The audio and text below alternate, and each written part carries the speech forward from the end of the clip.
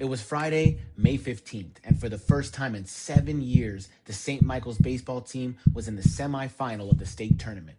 The goal every year is the state title when you have the type of talent that St. Mike's has. But baseball is hard, and one and done games involve a million things out of your control. All you can hope for is an opportunity, but it's still up to you to be prepared for when the moment comes. After being shut out in the quarters the past 2 seasons, the Horsemen scored 10 runs in 2 innings to advance here, just one win away from the state championship game. But there's a problem. There's only 4 outs left in the game and still a 3-run deficit. The Horsemen are on the verge of going home when Carson West steps up to the plate.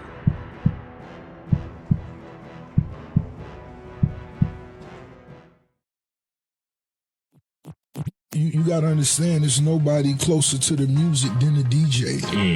It's nobody that's going to tell you what's going on in the streets or the temperature, the tempo, what's the vibe, quicker than the DJ. That's their life.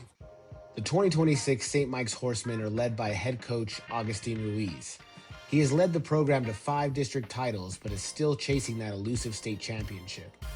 In 2025, the team had an above-average offense, posting a team OPS of 858. Despite this, Coach Ruiz felt the team was missing an overall offensive philosophy and leaving production on the table. He reached out to Ignite and brought me in to conduct hitting assessments to determine where each player can improve the most. From there, each player got a plan to improve in the exact ways they needed. This process allows us to ensure we are focusing on the right things. With limited time, it's important to be as efficient as possible when developing hitters. Spending even a few days in the wrong direction can have a major impact on whether or not a player can make meaningful changes in time for competition. Our offensive philosophy is very aggressive. It boils down to hitting the ball hard in the air and getting on base often. A hitter is evaluated based on their bat speed, bat-to-ball skills, and swing decisions. All great hitters learn to maximize which of these aspects they do best. When it comes to training these skills, the way it works is pretty simple. First, each player reviews their assessment report with me so they know what their focus is and what drills they've been assigned. From there, the team hits in a rotation with 4 stations: med balls and water bags, individual drills, machine, and heavy balls. This allows us to develop the individual skills of each hitter in a team setting, pushing our offensive goals forward in all aspects. Let's dive into a few individual players. First, Carson West. He has incredible bat speed, but struggles to maintain posture during rotation, leading to inconsistent barrels. His plan includes a short bat and low pitches to attack this. Chris Seiss is the other player we will take a look at. He has average bat speed, but tends to rotate out of sequence, pushing his arms ahead of his torso. This affects bat speed and acceleration. His plan includes the long bat and drop drill to encourage more efficient rotation. When it comes to tracking the in-game data success, it's really important to look beyond the box score and dig deeper into some more process numbers, things that measure our bat-to-ball skills, our approach, and our swing decisions. For instance, how often are you taking fastballs for strikes? How often are you chasing pitches out of the zone? How often are you on time with fastballs and off-speed pitches? And your barrel accuracy. Are you above the ball, below the ball? These key performance indicators allow us to track each player and as a team to see how well we're doing in-game with our approach, our bat-to-ball skills, and our swing decisions. The strike zone data also indicates as a team the strengths that this team has. There's no chasing, there's a lot of walks, and they make a ton of contact.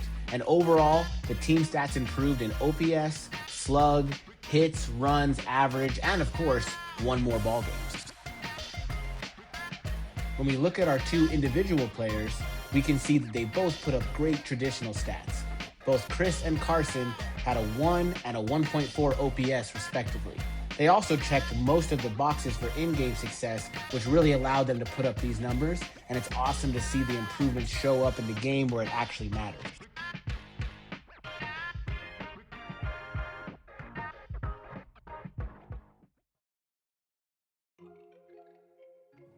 In Game 1 of the state tournament, the Horsemen start off hot and score 10 runs in the first 2 innings. 1-2 West swings at it again towards the second baseman. That's going to bring in Chris Seiss from third. Rounding third is Michael Geisler. He will score as well. This could be a triple for Carson West. Lewandowski safe at home plate, and it's a landslide for the Horsemen early. Behind a dominant start from Adam Bird, the Horsemen go on to win 10-0 in dominant fashion, taking the monkey off their back and winning Game 1.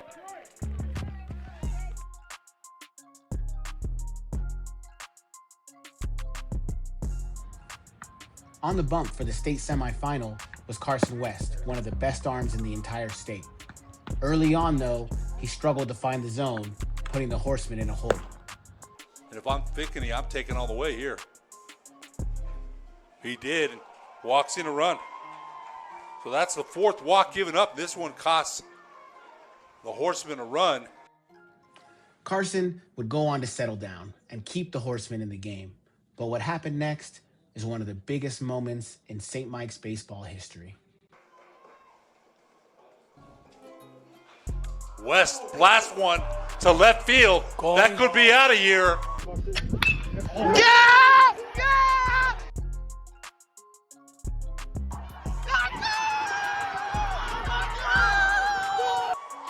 It is home run. Yep. Cason West, they took the lead. A 3-run shot. They took the lead. And the Horsemen lead 7-6. Oh my goodness. How big was that? Cason West driving it over the left, and he's taking his time, strolling around those bases. He really is. What a reversal of fortune here, Coach.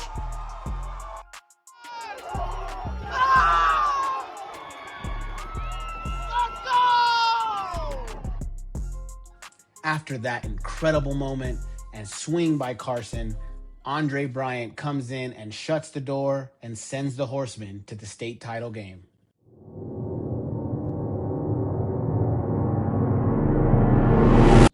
The Horsemen arrive on state championship Saturday with beautiful weather and the vibes immaculate. You can feel the energy just in the air from all of the state championships on the line. The matchup they have is East Mountain High School, which is a great team with one loss all year, a record-breaking offense, and their ace on the mound. Luke Sterner is that ace, throwing 85 to 86 from the left side and committed to Lubbock Christian. Going into the game, the offensive approach was pretty simple. He's a good pitcher that throws well and throws a lot of strikes. Be aggressive early in the zone on fastballs and make sure you make him work and get deep into the game. The approach seemed to work by helping the Horsemen get lots of runners on base, but coming up with that big hit seemed to be elusive. Get through. Oh my goodness.